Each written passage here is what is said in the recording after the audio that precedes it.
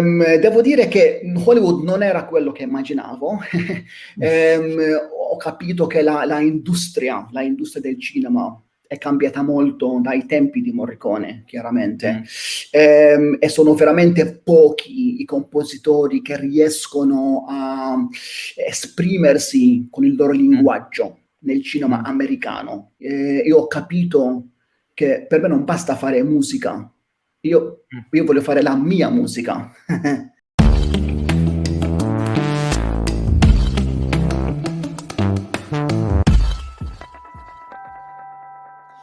Salve a tutti e benvenuti a Soundtrack City. Ciao Massimo. Ciao Marco. Oggi usciamo fuori dai nostri confini oddio, ma neanche allontanandoci di tanto, perché andiamo a Malta. Perché abbiamo ospite un grandissimo compositore, secondo me. Sto parlando di Ruben Zara. Ruben Zara l'ho conosciuto, diciamo così, le sue opere, un po' tutto quello che ha fatto in uno dei miei viaggi a Malta. Ho potuto scoprire un compositore innanzitutto che ha vissuto lungamente nel nostro brodo culturale, ovvero l'Italia. Ha studiato con Corghi composizione, musica da film con Morricone. Si è trasferito per un periodo ad Hollywood, quanto basta per capire alcune cose del sistema americano per quanto riguarda la realizzazione di colonne sonore, tant'è vero che è tornato poi indietro e adesso a Malta è veramente un punto di riferimento per tutto quello che è l'arte contemporanea, le opere interdisciplinari, multimediali. E poi in particolare a te Massimo una sua opera ti ha particolarmente colpito, no? Sì, mi ha folgorato questa sua, diciamo, interpretazione della Pietà michelangiolesca, ma in realtà fatta in una modalità molto particolare, quasi ipnotica, quasi assuefacente. E devo essere sincero, è un autore a 360 gradi come pochi altri ne abbiamo intervistati nel nostro programma. Perché lui probabilmente, come dicevi tu, spazia dal mondo delle colonne sonore, ma in realtà per di più nell'interdisciplinarità, nella videoarte, nella multimedialità. Poi tra l'altro è anche editore e giornalista di una delle più belle riviste cartacee che escono a Malta, ma che si possono trovare tranquillamente online. Encore, dove c'è la cultura veramente anche lì a 360 gradi. È un autore che è illuminante da ogni punto di vista. E allora dai, andiamoci a vedere e ascoltare Ruben Zara.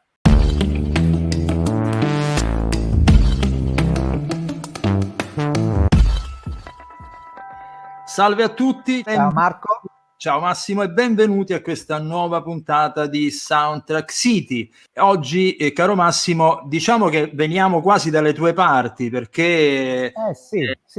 Diciamo che il nostro ospite vive vicino, in un'isola vicino alla Sicilia, però una nazione a sé, che è Malta, però ha molti tratti in comune con la mia terra, quindi ci siamo trovati anche da un punto di vista, diciamo, non solo di appartenenza, ma anche proprio di mediterraneità. Ciao Ruben. In coro abbiamo detto. Bene. Saluto da Malta. Allora, posso dire una cosa subito su Ruben? Allora, io sono di parte perché io amo tantissimo Malta, amo tantissimo Valletta. Ho avuto modo di essere molte volte nella tua terra, Ruben, al Festival Barocco del Teatro Manuel, allo Spazio Creativo, che è uno spazio dove si dà appunto spazio all'arte contemporanea, installazioni e via dicendo. Ho conosciuto Ruben perché, lo faccio subito vedere, per questa rivista, poi ci spiegherà Ruben perché. Ricordo che Valletta è stata anche capitale della cultura, ricordami Ruben, quando? Nel 2017 sì, forse? 18, nel 2018, sì. Quindi insomma è una città fantastica e ho notato piena di fermenti artistici. Ma con Ruben non parleremo solo di questo, ma parleremo soprattutto della sua attività di compositore, e ha detto bene prima Massimo a 360 gradi, perché sì, lui si è occupato di musica applicata al cinema, che è un po' il nostro focus, ma anche e soprattutto a produzioni che hanno a che fare con la multimedialità, con l'interdisciplinarietà tra le arti, cose a me carissime in qualche modo. Avete molti tratti in comune tu e Ruben. Sì, ma infatti gioco in casa, come si suol dire con Ruben. Guardando la tua biografia ho visto che tu hai studiato a Roma, hai studiato in Italia, dopodiché la tua attività si è spostata addirittura a Hollywood, poi sei tornata a Malta. Ci parli un po' della tua formazione? Sì, è un viaggio, è un saga. Cioè, Malta, Roma, Hollywood. Studiavo, ho avuto l'opportunità di studiare all'Accademia di Santa Cecilia, come anche al Conservatorio di Frosinone, studiando musica elettronica con Giorgio Nottoli, mentre all'Accademia studiavo con Azio Corghi. Quindi, però, a parte il profilo pedagogico, che chiaramente venendo da Malta ero giovanissimo, ho colto in pieno questa avventura, però anche l'avventura di vivere a Roma. Secondo me forse quell'aspetto era anche più importante, proprio di vivere, no, in questa città fantastica. Poi Roma è unica, e quindi lì ho avuto l'opportunità di approfondire, no, perché è un corso di perfezionamento, di approfondire l'orchestrazione, composizione. E Azio Corghi, diciamo, era anche lui un compositore che era indirizzato molto verso il teatro musicale, e quindi questo interesse che io curavo da sempre, anche a Malta. I miei studi all'università erano studi musicali e studi teatrali, e quindi mi interessava sempre questo dialogo, no, fra le due piattaforme, questo contrappunto. Ma tu hai studiato anche con Morricone, no? Anche con Morricone hai studiato. Questo è un aspetto molto importante. Ho avuto l'occasione di studiare con Morricone anche prima alla Chigiana, a Siena, però il rapporto con Morricone è stato approfondito a Roma, perché un collega di classe all'Accademia era Andrea Morricone, il figlio. Vedi? E quindi siamo diventati amici, andavo a casa loro conoscendo il padre, e infatti io ho installato il primo software finale per il padre. Ah sì? E questa è una... questa è la chicca dell'intervista. Questa è la chicca, perché ti posso dire una cosa, Ruben, che questa è fantastica di Morricone. Morricone, io ho lavorato spesso a RT, cioè Mediaset, e quando lui faceva le colonne sonore c'era un fax che ormai era rimasto solo per il Morricone, dove lui praticamente inviava le sue partiture via fax. Quindi a te si deve, se a un certo punto è passato al PDF, ecco. Poi non so se ha mai usato il software alla fine, però, perché questo era il 94-95, quindi era una bellissima occasione per non conoscere questo mito, questa leggenda. Infatti, quando poi mi sono ritrovato a Hollywood, perché io ho fatto un master's a Mills College, che sta a Oakland, vicino a San Francisco. Dopo 2 anni in collegio sono andato a Hollywood senza contatti, senza niente, un po' una follia. Però con la carta di visita, con il visa io ho studiato con Morricone, a Hollywood si sono aperte tutte le porte. È sempre così. Sai quante volte è capitato che Morricone ha aperto le porte degli Stati Uniti a chissà quanti compositori. Sì, lui chiaramente poi ti mettono alla prova se non sei bravo. Certo. Devo dire che Hollywood non era quello che immaginavo. Ho capito che la industria del cinema è cambiata molto dai tempi di Morricone, chiaramente, e sono veramente pochi i compositori che riescono a esprimersi con il loro linguaggio, nel cinema americano. Io ho lavorato anche come editore musicale per una compagnia e ogni volta che cercavo di fare qualcosa che era minimamente originale nel senso che era fuori dai cardini, no? Sì. E dagli schemi commerciali, era sempre ribattuta. Ho capito che non ero pronto a trascorrere 20 anni là, magari con la speranza che dopo 15 anni riesco a fare. Cioè, avevo altre cose nella testa. E quindi poi alla fine non sono rimasto là 2 mesi, no? Non sono 4 anni in tutto. Quindi ho testato il territorio, ho imparato molto e io ho capito che per me non basta fare musica. Io voglio fare la mia musica. Certo, non è una piccola differenza questa. È una grossa differenza perché molte volte nella cornice, diciamo, della industria hollywoodiana, sì, fai la musica e fai quello che dicono, no? Dicono se c'è poco margine di creatività. Quali sono le difficoltà principali per un compositore europeo inserirsi nella scena hollywoodiana? Guarda, sembra banale la risposta che sto per dare, conoscendo le persone. Cioè la cosa più importante, a parte la formazione, però questo è un dato, no? Questo è un dato, se no non vai a Hollywood. Cioè tutti quelli, cioè, ogni giorno arrivano centinaia di artisti, di attori, che tutti sono bravi. Tutti sono bravi. Chiaramente pochi sono quelli che poi riescono ad entrare. Però alla fine si gioca tutto su stare là, quindi vivere là, vivere proprio sul terreno, cogliere ogni opportunità per frequentare anche una festa, un barbecue, no? Io mi ricordo ancora che una volta stavo a un barbecue e a Hollywood vieni a contatto con molti, quelli che dicono in americano wannabes, quelli che vogliono essere, no? Vogliono essere, però non lo sono. E c'è anche molto bluff, no? Molto bluff. Dopo cioè un anno, 6 mesi, ti stufi un po' anche di incontrare questi che vengono a parlare con te, dare l'aria di chissà chi sono, insomma. Però mi ricordo una volta, durante un barbecue, ho incontrato un certo Rob Cohen, che era il direttore che ha fatto, è uno molto bravo, no? Quello che ha fatto il primo Fast and Furious, poi ha fatto anche... mi sa Dragonheart forse, ha fatto anche lui, Dragonheart, sì. E stava là a mangiare un hamburger così, a chiacchierare, io stavo chiacchierando con lui, però non so perché io l'ho messo in questa categoria, adesso ma chissà chi pensa di essere lui, che si sta dando delle arie, no?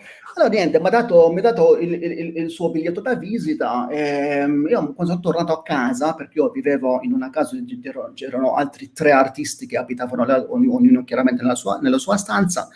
Così la sera, una birra, ho detto, ma sapete chi è questo qua che proprio mi dava fastidio ieri sera? E loro sono cascati. Ho detto, ma sai chi è questo? Chiaramente il giorno dopo l'ho chiamato.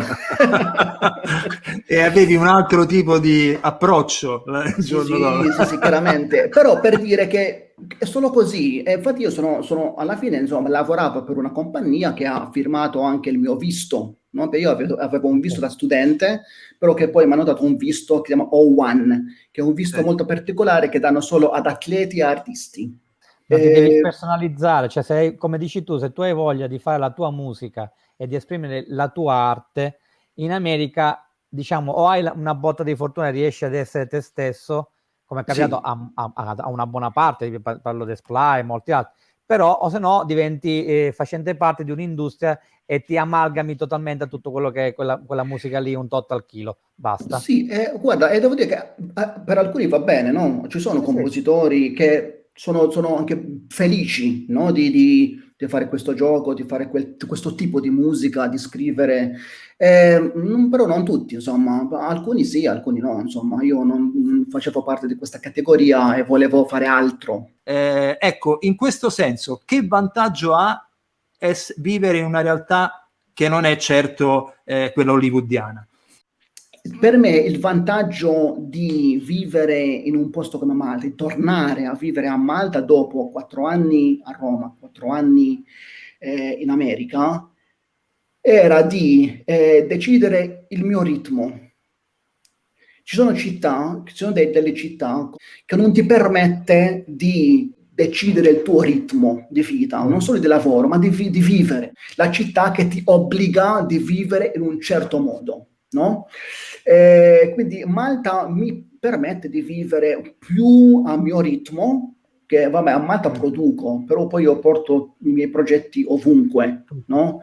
E quindi il mio campo di gioco non è Malta, è l'Europa. Questa esperienza mi ha aperto gli occhi a capire come posso lavorare io oggi come compositore, produttore, artista e vivere bene. Che non è un dettaglio. Volevo parlare un po' poi ovviamente di musica applicata all'immagine, che è il nostro focus, Certo. ovviamente, di Sound 3 City.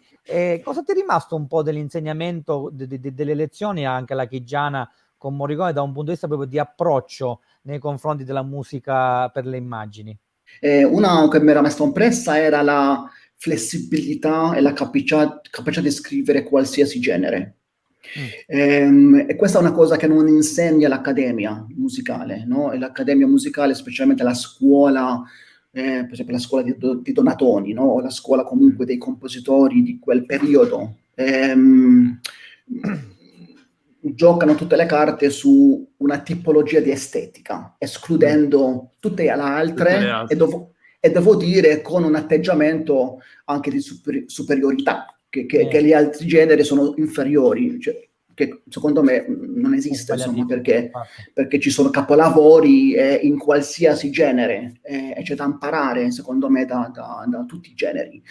Questa era una cosa che ho visto che Morricone ripeteva anche in altre interviste. Il compositore che scrive per cinema deve saper scrivere un pezzo rock, un pezzo jazz, un pezzo di musica alla palestrina, classica, contemporanea, quindi avere questa d'utilità, sì, ecco. E non tutti sono comodi. Io devo dire, mi trovavo sempre, sono curioso, quindi a parte che sono cresciuto ascoltando più rock che musica classica. Poi insomma io ho cominciato a fare i miei studi di musica classica all'età di 14 anni, quindi già ascoltavo negli anni 80 tutta la musica pop, che alla fine è un bagaglio quello, no? È un bagaglio che facendo poi musica per film ritrovi. Che musica rock ascoltavi? Ma io sono, anche se adesso ho perso tutti i capelli, però sono un heavy metal, hard rock.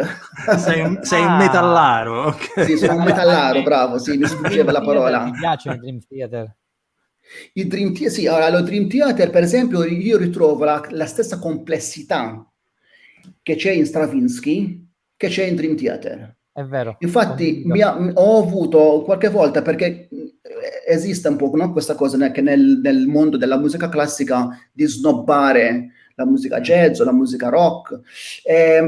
Mi è capitato l'occasione di dare dei masterclass, ho dato una in Repubblica Ceca, con una classe di giovani compositori, e li ho sfidati a trascrivere il ritmo, una linea ritmica dei Dream Theater. Nessuno ci è riuscito. Ti do un altro consiglio. Digli di trascrivere le linee di Frank Zappa, ad esempio di una partitura tipo Black Page, e vediamo cosa fanno. Cioè, lì è pazzesco. Sì. Senti, allora io direi di andare finalmente nella produzione, passare dal momento della formazione al momento della produzione di Ruben. Allora, diciamo che tutto ciò che è produzione multimediale, intermediale, lo lasciamo per dopo. Adesso andiamo sull'anello di congiunzione che è il cinema. Abbiamo parlato di Hollywood e mi ha incuriosito molto a me, Massimo, un tuo lavoro, se vuoi Massimo parlane te, è Simshar, no? Simshar, che tra l'altro è stato selezionato come miglior film straniero maltese, ovviamente, agli Oscar, all'87esima edizione degli Oscar, delle Academy Awards, ed è una storia vera, un film drammatico, racconta proprio di un incidente avvenuto a questa nave, questa imbarcazione che si chiama Simshar, giusto pronunciato bene, Ruben? Giusto, Perfetto. bravo.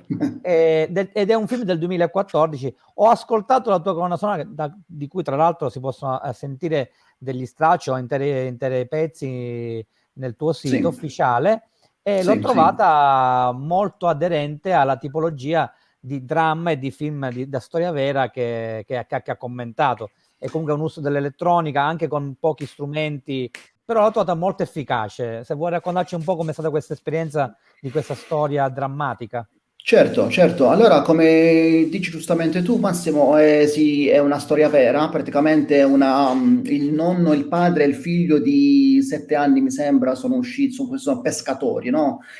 Come si trovi anche in tanti villaggi di pescatori siciliani. In questo film ci sono varie linee che si intrecciano. Per esempio, c'è anche c'è l'aspetto di immigrazione illegale, no? La immigrazione legale, che è una trama del film. Purtroppo, diciamo, qua è stata una tragedia perché per una malfunzione della macchina prende fuoco, loro finiscono non muoiono subito, però la barca, che era una grossa barca, a Malta si chiama Luzzu, sono queste barche dei pescatori, no? Allora, la barca come si dice? In abissa. Si affonda, e loro finiscono a galleggiare là sul mare. Passano anche dei navi, però non li prendono perché pensano che sono immigranti illegali. Pensa te. C'è questa realtà, c'è anche questo aspetto. C'è anche questo aspetto. Però è un aspetto, diciamo, è un coltello che, come si dice, che taglia dalle due lati. A doppio manico. A doppio manico, perché è successo, infatti si vede nel film, dove una grossa nave, mi sembra turca, ha preso dei profughi, dei immigranti illegali, però poi sono rimasti bloccati, non possono entrare nel porto perché nessun governo voleva, con la conseguenza che questa nave, che era di trasporto di cibi, ha perso tutto il cargo. Quindi è complicata, non è facile dire è colpa, è difficile puntare il dito, no? Perché quindi è un film che svela tutta questa problematica che c'è nel Mediterraneo. La storia finisce che praticamente è solo il padre che riesce a sopravvivere. Si può anche spoilerare, perché ahimè è una storia vera dove sopravvive una sola persona, no? Sì, infatti il figlio muore ore prima che vengono salvati. Dove hai registrato la colonna sonora? Allora, questo era veramente un viaggio molto bello, perché Rebecca Cremona, che è la direttrice, una giovane direttrice, non aveva ancora neanche 30 anni quando ha diretto questo film, che ha fatto i suoi studi a Hollywood, quindi ha una bella formazione, una bella testa, ma coinvolto da 2 anni prima, 3 anni prima, proprio come parte della squadra creativa del film. E questo è molto raro, no? Come ben sapete, nel mondo del cinema.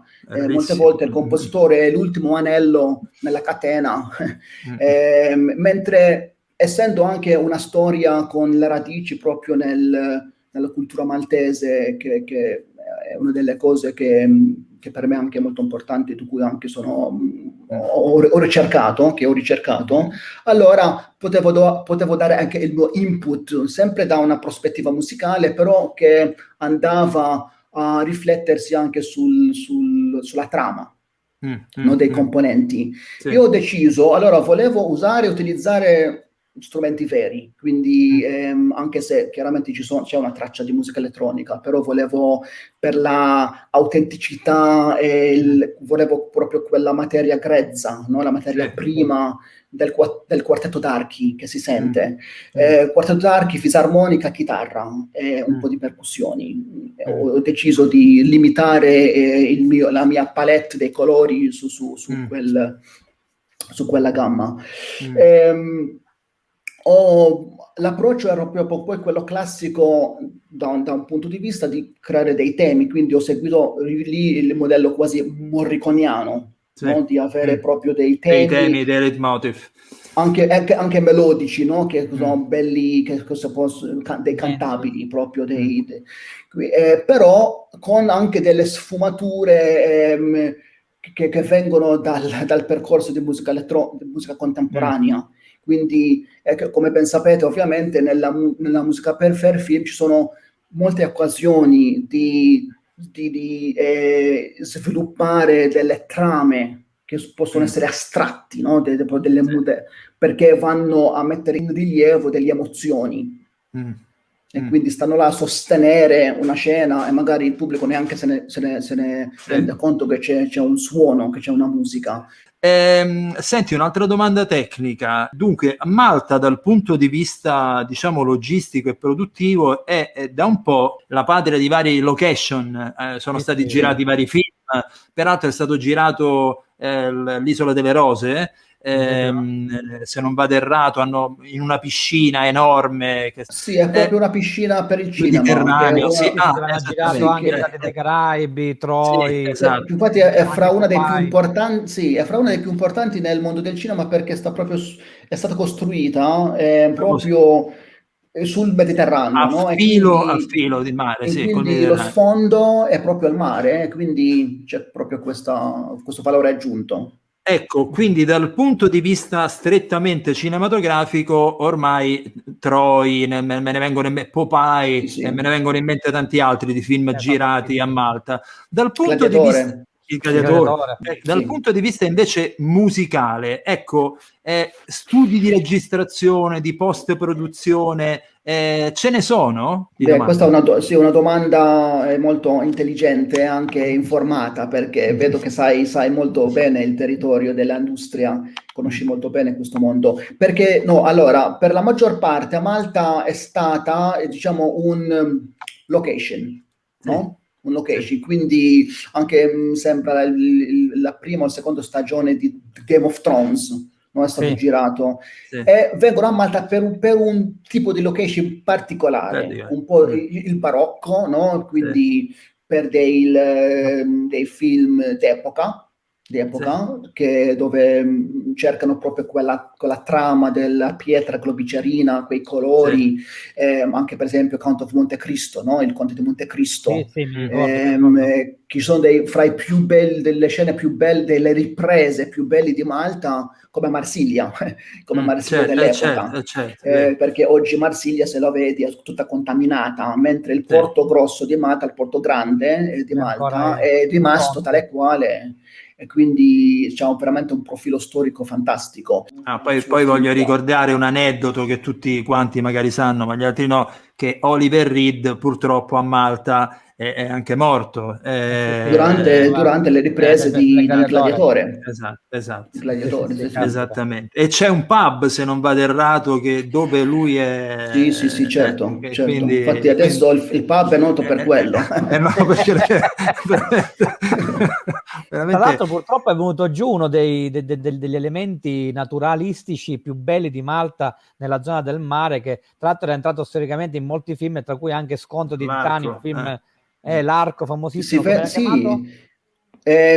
lo chiamiamo La Finestra, no? La finestra che a Gozo è crollato. E quindi sì, Malta è un location, di conseguenza sta crescendo un service industry, no? Una industria di servizio. Però l'altro lato, diciamo, della medaglia è che non è tanto, è più un service industry, non vengono a cercare talento qua. Il talento viene tutto da fuori, qua trovano la manodopera. C'è l'Orchestra Filarmonica di Malta sta pianificando di costruire, di avere un soundstage, di poter cominciare a fornire, offrire anche il loro servizio per registrare colonne sonore. Quindi diciamo che la post-produzione non viene quasi mai fatta a Malta, solo la produzione. La pre-produzione. La pre-produzione e la produzione. Un'altra parte del tuo lavoro è quella che ha a che fare, appunto, tu prima hai parlato di teatro musicale, io inserirei anche installazioni. Allora, noi adesso facciamo vedere, man mano che parleremo di queste tue opere, faremo vedere qualche sequenza, sperando che YouTube non ce la banni. Non dovrebbe.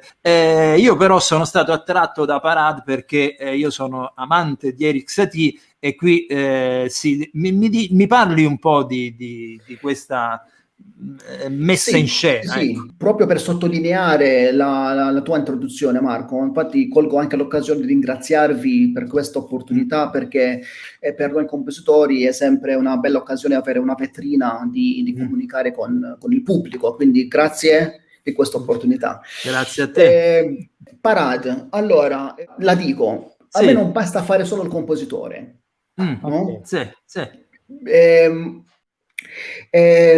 Sono molto interessato e mi intriga molto il percorso interdisciplinare, dove curo anche, con l'aiuto, con il sostegno di professionisti, curo anche altri aspetti, altri profili dello spettacolo, no? Anche se non sono io a farli, chiaramente, però sono io il curatore e il direttore del progetto. La direzione artistica. 500 anni fa, se uno dirigeva il coro della chiesa, facevi solo quello, no? E se suonavi l'organo, facevi solo quello.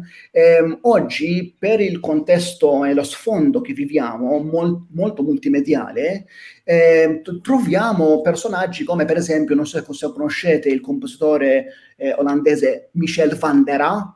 Ha una formazione di direttore di cinema, di regista a New York, e utilizza questa formazione per fare musica. E quindi diciamo che oggi viviamo in un mondo dove, se ad un professionista come voi, come sono io, interessa un altro binario creativo, uno può anche seguirlo dando dei risultati. Quindi mi interessa molto questa dialettica, no? Questo dialogo con altre forme artistici.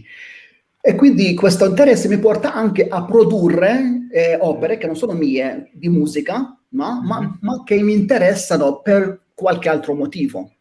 Sì. Io ho scoperto nei miei studi musicali, quando avevo 16 anni, mi sembra, ho scoperto Parade. E sono rimasto affascinato dal linguaggio di Satie, perché mentre tutti i compositori, i colleghi di Satie andavano verso la complessità, lui faceva una rivoluzione all'inverso, no? Sì. La musica d'arredamento, no? In fondo l'ambient music da lì arriva come idea. Sì, ma ho scoperto che anche lui era il primo di mettere un foglio di carta sulle corde di un pianoforte, quindi il primo caso documentato di pianoforte preparato. Questo balletto, che praticamente è un balletto di 20 minuti alla fine, molto, molto corto, molto piccolo, sono rimasto molto sorpreso che molte persone non lo conoscevano. Questo è stato prodotto dal Ballet Russe, con i costumi di Picasso, sì, no? Con la sceneggiatura di... Credo Jean Cocteau. Bravo, Jean Cocteau. Quindi... No, poi voglio dire, in un contesto delle avanguardie storiche di quegli anni lì, quindi dadaisti, quindi non era stato accolto bene neanche allora, nel senso, no, perché non è proprio facilissima come operazione, molto provocatoria. Assolutamente. Questo è stato nel 1917, è stato il premiere, è stato fatto. Allora, 2 anni prima del 2017, ha detto bisogna celebrare il centenario, no? Okay. Allora mi sono messo a pensare su come posso proporre lo stesso balletto, senza togliere niente alla musica, niente, però rivisitarlo con una modalità, un multimedia. Tutto quello che produco, questa è una cosa che per me è molto importante, perché ecco, il problema di Malta è un problema che neanche in Sicilia c'è, perché perché è troppo piccola, c'è solo un centro culturale che è Valletta, e tutte le persone vengono a Valletta, e quindi da questo limite per me è diventata una sfida di creare un progetto. Tutti i progetti che produco li produco in tal modo di poterli presentare fuori. no? Di poterli presentare in festival internazionali. Nazionali. Infatti Parade è stato schedato quest'anno in 4 festival, anche in Italia doveva andare al Teatro Masini. Però non è stato fatto poi alla fine, immagino. No, non è per stato fatto. Di, Siccome Parade è 20 minuti, probabilmente cosa ho fatto? Ho creato un preludio, praticamente una prima parte che introduce il compositore al pubblico, facendo un portrait, no? Un ritratto tramite che poi ci porta a Parade. Quindi un percorso che parte dal carattere, dal personaggio Satie e arriva fino alla sua creazione. Sì, anche cosa ha detto John Cage, anche cosa dice John Cage sai, John Cage ha un brano che si chiama Living Room Music, che utilizza qualsiasi oggetto casalingo, no? Puoi prendere una pentola, un bicchiere. In Parade, nell'orchestrazione, c'è una macchina da scrivere, dei bicchieri, carta. Allora noi facciamo living room music con gli oggetti di Parade. Però un'altra opera molto interessante che ho visto, soprattutto come avete organizzato lo spazio scenico, è Kafka Inset. Mi è piaciuto tantissimo. Grazie. Questo, veramente come avete piazzato dalle luci alla posizione dei musicisti, ovvero te e la pianista di cui magari ci parlerai. Insomma, bellissima organizzazione. Allora, Kafka's Insect è stato un progetto che ho curato per 2 anni, prima di portarlo in scena, la Metamorfosi, perché si basa sulla storia di Kafka, Metamorfosi, no? La trasformazione. Lì volevo utilizzare proprio la tecnica che utilizza Vandera, il compositore di cui facevo riferimento prima, di utilizzare il video non solo per l'attributo estetico, ma anche come strumento. Cioè tutti i suoni che vengono dalla scena sono inseriti come una tessitura quasi nella trama dell'orchestrazione, in questo caso pianoforte e sintetizzatori analogici. Chiaramente dovevo trovare una storia che aveva questo attributo, quindi quando poi ho riletto Kafka's Insect ho visto che ci sono tanti riferimenti, c'è la pioggia all'inizio, c'è l'orologio, ci sono i vetri, bussa alla porta, c'è una parte molto bella dove il padre rincorre l'insetto tirando mele. Però una cosa molto curiosa di questo video che volevo testare è che ho utilizzato una lente ottica del 1828, mi sembra. La prima lente ottica che è stata messa sul mercato parigino in Francia. Ci sono delle sorprese che ti fa questa lente, no? Che non riproduci con lenti moderni. È un art lens, no? Quello che nel cinema e nella fotografia si chiama un art lens, una lente che ti dà proprio una qualità molto particolare. Una pasta strana. Una pasta molto particolare, sì. E questo aspetto vintage, no? L'ho ripreso anche nella sonorità analogica del Moog.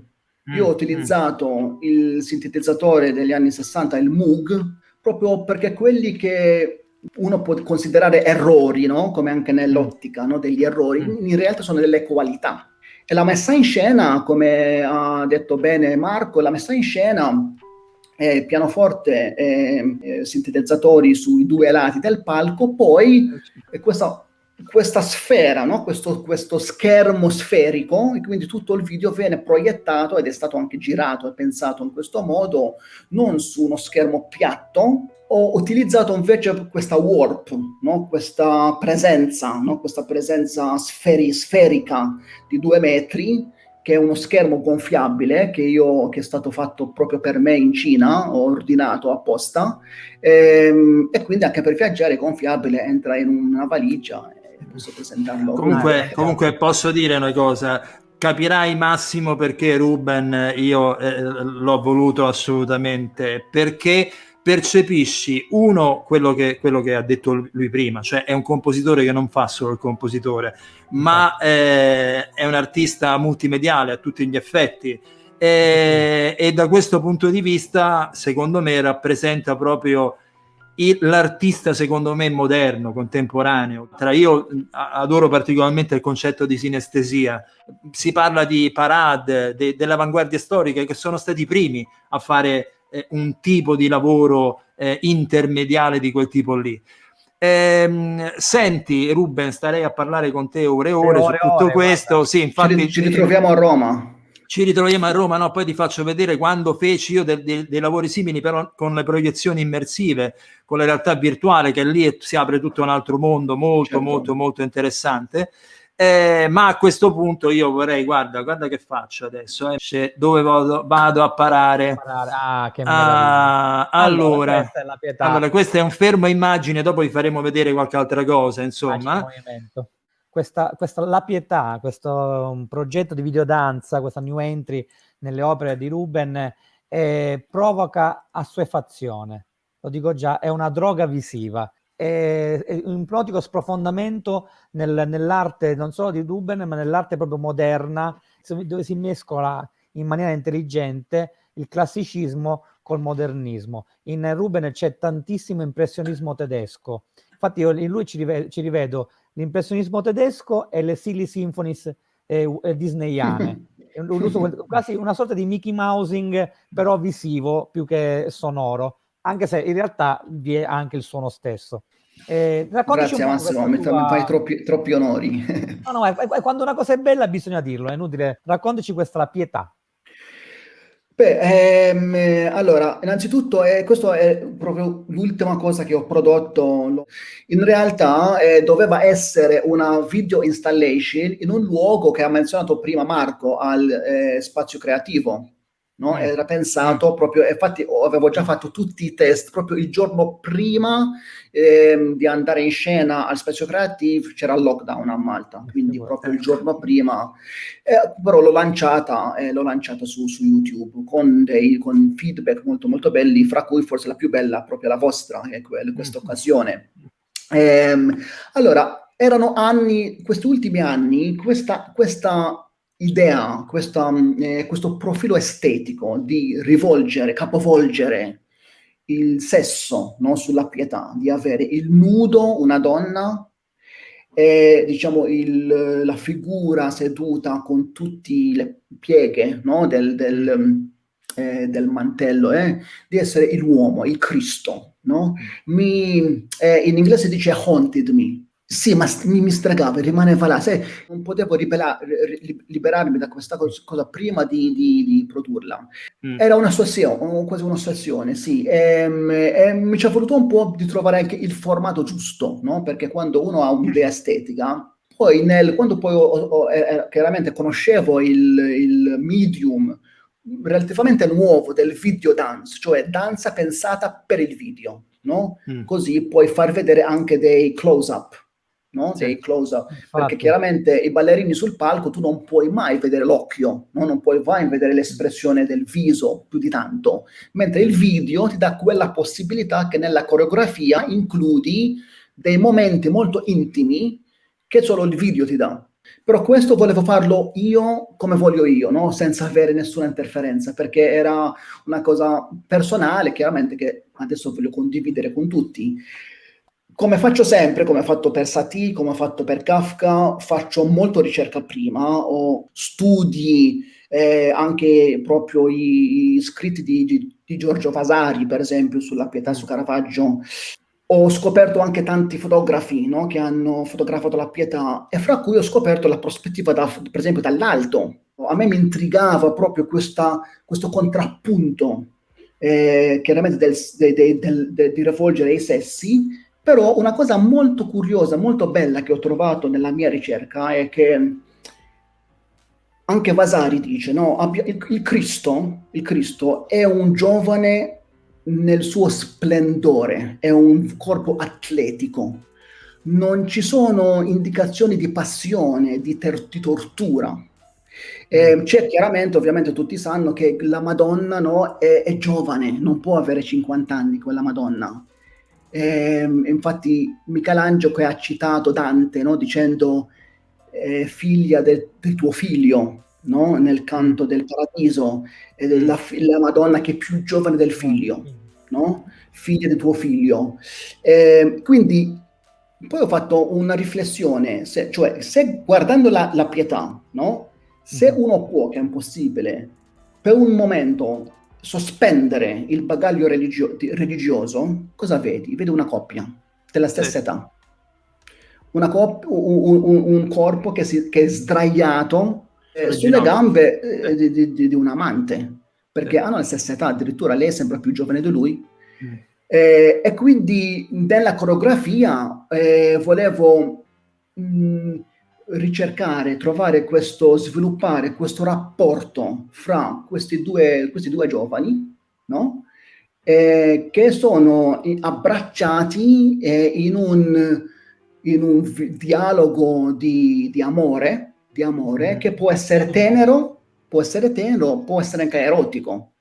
Ci sono circa 8 persone che ci hanno lavorato su quel progetto, per esempio il light designer, che è un veneto, che si chiama Maurice Zavan, che lavora anche per la Biennale di Venezia, ci ha messo 7 ore per illuminare questo video di 5 minuti.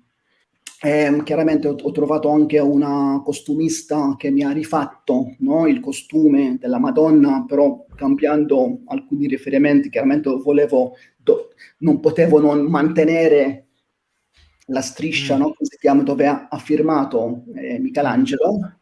Sono stato anche fortunato, perché ho trovato 2 danzatori che non potevo trovare. Lui è tunesino e lei è svedese.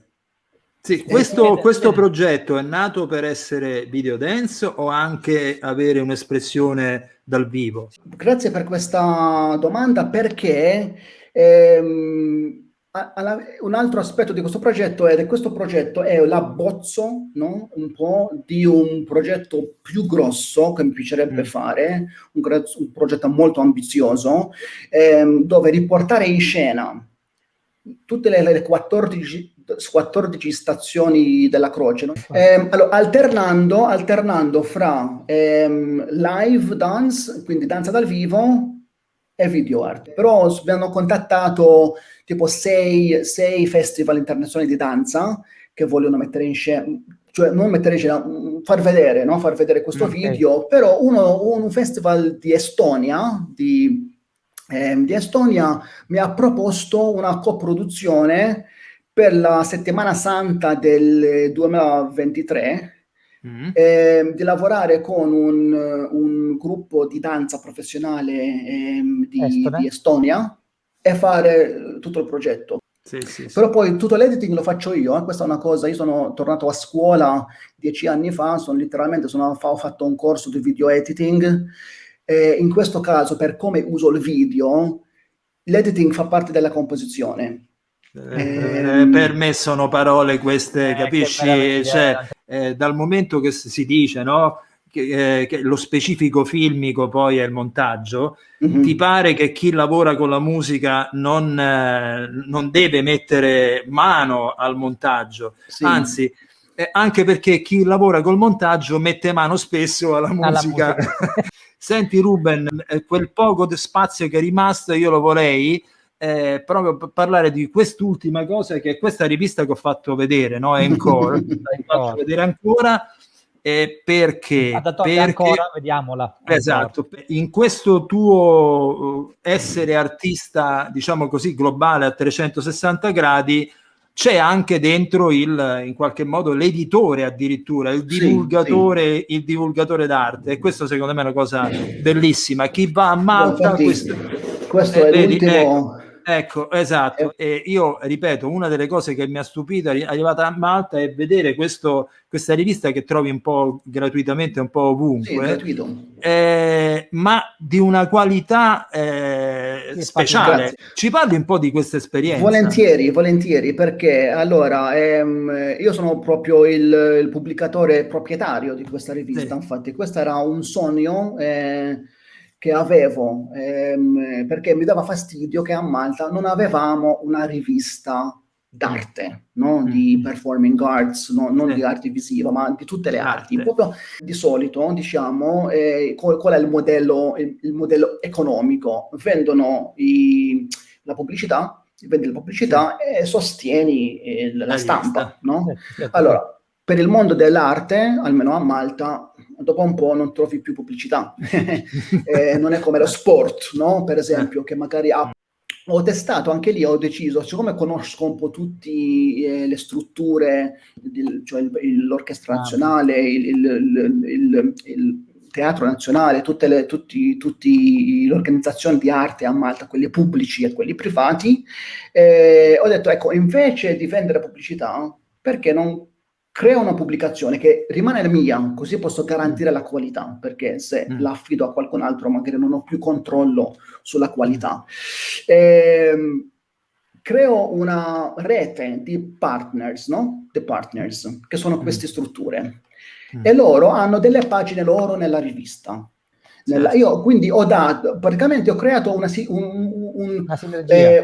ecosystem, no? Un ecosystem finanziario dove non ho bisogno di vendere pubblicità, e questo esce 4 volte l'anno, quindi non ogni mese. Curo gli articoli che pubblichiamo noi, quindi ci sono chiaramente spazi, c'è uno spazio dove scriviamo articoli che non sono sostenuti da altri enti, ma che trattano non degli eventi, ma trattano degli argomenti. Quindi affrontare degli argomenti contemporanei nel mondo artistico, chiaramente come poteva essere l'arte durante Covid, per esempio. Sì. No? E sono adesso 5 anni, infatti arriviamo al 25esima edizione, sono 5 anni che questa rivista, questa pubblicazione riesce a sopravvivere bene, insomma, con il sostegno, ripeto. Una cosa che mi sono sempre chiesto, ma siccome io ho avuto sempre in mano quella cartacea, esiste anche una versione sul web? Certo. O è solo... Sì. Quindi allora lo diciamo, sì. di l'indirizzo così tutti quanti possono... Ecco, encore.com.mt c'è la versione che puoi proprio sfogliare sullo schermo, però c'è anche il digital download, no? Puoi fare il download in PDF di tutta la rivista e ci sono tutte le edizioni, ci sono 25 edizioni là, tutti gratis. E se non potete avere quella cartacea, andate a vedere quella in formato digitale, perché è di grandissimi contenuti, cioè è veramente ricca di contenuti. Lo dico perché sono appassionato di riviste d'arte e posso dire che la tua è di altissimo livello. Senti, allora la domanda che ti vogliamo fare, con cui conchiudiamo il nostro programma, è il programma dove c'è in pillole Soundtrack City, si chiama Classic Rock. Tu prima mi parlavi dei tuoi passati trascorsi metal. Dicene un brano metal, uno. Allora sì, vado con il mio gruppo preferito, che non ho proprio metal, forse Led Zeppelin. Quale? Ecco un'altra, quale scelgo? Scelgo sì, Kashmir, un pezzo con un andamento anche un po' di musica araba. Ok, sì, che loro erano abbastanza, l'hanno ripreso anche dopo questa loro particolare specialmente il cantante Robert Plant. Sì. Ruben, noi ti ringraziamo, io do un abbraccio a Malta, a Valletta, ma tu esattamente dove vivi a Malta? Io vivo adesso in centro dell'isola a Nashar, però io sono cresciuto a Marsa Scala, che è un villaggio di pescatori, dove c'è il mercato, sì. Quindi sono cresciuto sul mare. Va bene, grazie Ruben, grazie. Un abbraccio forte, grazie.